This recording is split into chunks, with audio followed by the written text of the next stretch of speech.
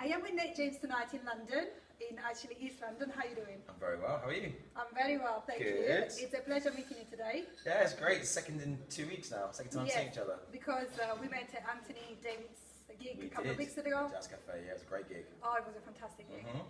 Let's talk about you tonight. So you've been doing music for a long time. And what I'm curious to know is, how did you actually start? Have you also wanted to be a singer?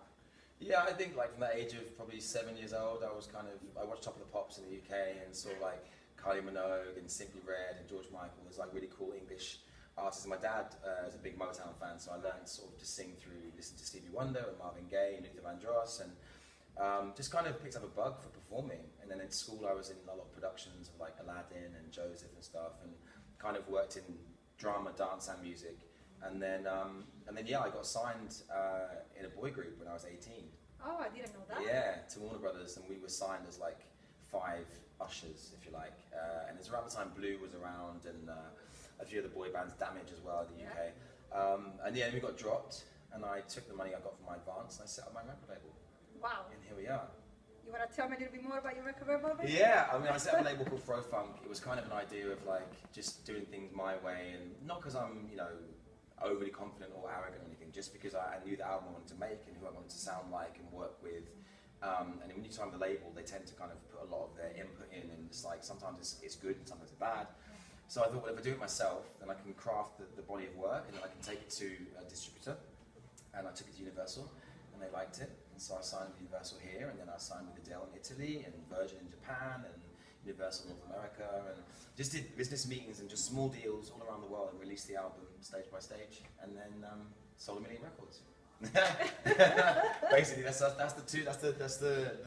be all and end all of it. Yeah. Yeah. In an era that everybody's really complaining about it, you played it so smartly that you've been extremely successful. Yeah, I mean, I had a great team of people that I worked with, and they were, you know, they gave me good advice, and good business, you know, decisions were made and stuff, and it kind of, I wouldn't have done it by myself, you know, I can't take full credit, but you know, I definitely, I mean, now sort of people that were my peers then, Lamar and Music Soul Child and those kind of people kind of spoke to me about, how did you do this? And I'm like, well, speak to this guy, and so, you know, I believe like music is about sharing the knowledge you have, and kind of, you know, assisting each other to progress, and a lot of people don't really get that, which is a bit sad. So I like to be the guy that's strong for independent music. Absolutely. But not everybody knows that you actually have done a lot in terms of performing. And I'm going to just mention some of the collaboration that you've done, some of the things that you've done. So you had collaborated with Aretha Franklin, Nora Jones, Chaka Khan, and performed, as you said, with Blue, with Craig David, and Lamar. You also have done something that I was kind of touched, in the sense that you went to Hometown in Italy, because you participated in a music competition really big back home called Festival Bar. What I want to know is, what do you feel when you're on stage, and have you got any rituals or anything that you actually do before your gigs? I mean, I normally have a couple of beers before I go on stage, just like Dutch courage. I do my warm-ups and stuff. I have like throat sweets, steam my throat, that kind of stuff. But to be honest, I just get up there and just get on with it. You know, I mean, in Festival Bar in particular in Italy, I've got a big love for Italy. You know, I went over there with The Message, my single there, and Festival Bar used it for the theme tune, and then it was on this TV commercials and all this stuff, and it just, I feel like Italy just went like that and gave me a big hug, and just, you know, was there for probably 18 months. On and off, and toured the whole country, and performed with, you know, I mean, there was Mary J. Blige, there was Rihanna, there was Sid Sisters, James Morrison, like all these incredible artists that I admired, and I'm like, oh hi Riri, like, it was really strange. And then won Best International Artist, which was amazing, in the amphitheatre in Verona. It was just like, it's the most incredible, I've got goosebumps talking about it, like, it's just the most incredible building. And to be there, and all the history that surrounds that building, and to be there for that event, and to be honoured at that event was pretty cool. But I know you actually have a special connection with Japan as well. Yeah. You kind of mentioned it earlier. You want to tell me a little bit more about it? Yeah, I toured Japan 3 or 4 times now. Again, just another country that's really just embraced me and my music. I think over there, because they've got quite a militant way of life, they're very on time and very structured and very, you know, not like us Brits, you know. We're quite lazy, or Italians, we're kind of lazy. And so I think when someone goes over there from the UK or from the US, they're really overjoyed that you've gone that distance to go and see and perform and whatever. And I was there for the Cherry Blossom Festival called Sakura, and I got to experience these beautiful pink blossoms all around Tokyo, and and I went to the shrines in Kyoto and to all the geisha houses, and hence I got this new little lady on my arm as a little ode to Japan, and kind of making me want to go back there again. So yeah. I'm sure you will. It's a great place. Tell me a little bit more about the evolution of your music throughout your albums. The first album was very much like influenced by sort of Stevie Wonder, John Legend, that Motown sound. The second album was more on the sort of electronic, more experimental side, like Outkast and those kind of quirky R&B and hip hop sounds. And it got me I was allowed to just spread my wings and kind of, you know, I'd already established myself with the first album, so the second one was more like, okay, I'm going to try this and try that, and it kind of worked. There was, you know, there was probably 4 or 5 tracks that I loved on the album. The rest, they were okay, you know. But it's, I was just quite happy to be able to put out a second album. It's not a lot of artists get to do that. And also, as a songwriter, you've been doing extremely well. You've been collaborating with other songwriters. Yeah, I mean, this new album, In My Skin, is a collaboration. I've got Mr. Hudson on there, Frank Music. Who else have I worked with on this record? I mean, there's a whole mixed bag of producers and singer-songwriters on there, but predominantly it's me. It's called In My Skin because it's just talking about me and how comfortable I am in myself now, and as an individual, as an artist, and you know, I'm 35 now.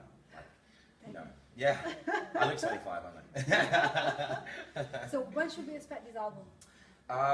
Well, I'm going to New York. I'm moving to the States in April for a year at least. To release the album over there and tour and just kind of basically just give the USA a good shot. I've been there and done shows before, but never domestically released an album, so I've got some deals being talked about over there and some very exciting things happening. So yeah, I'm going to go to the States. So it'll probably be released globally around October time, September, October. Are you a little bit scared about the States, or you're going to be absolutely I'm half American, so I've got loads of family there and friends and stuff, so New York's a big place, but then London's a big place too, so it's just kind of, I think it's like London with an English accent, American accent. Yeah, well, somehow, some way. Another question another question I want to talk about is about The Voice. You have been part of Jessie J team. How did it go? It was great. I mean, I was scouted by the BBC to be on the show. They do tend to, they sniff out certain artists they want to be on the show. There's no guarantee of getting through it, obviously, but to do the initial blind auditions. So it was a great experience. Like, I used it as a publicity tool, as an exposure tool, to kind of say to everyone, hi, I'm still here. I was actually wondering how you felt, because you've done so much, you've been successful. Yeah, and then it was kind of a step backwards to go forwards, you know. And I think it launched me into the commercial market in the UK and across Europe as well. So it wasn't a bad thing. I made some great friends.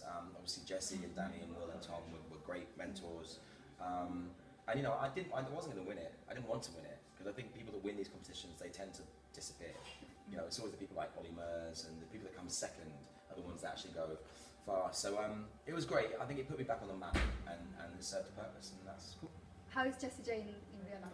She's cool. I've known Jessie since she was 17. Because I knew her before she was signed. So I mean, it's incredible to watch someone that you know kind of just literally go from here to, you know, stratospheric.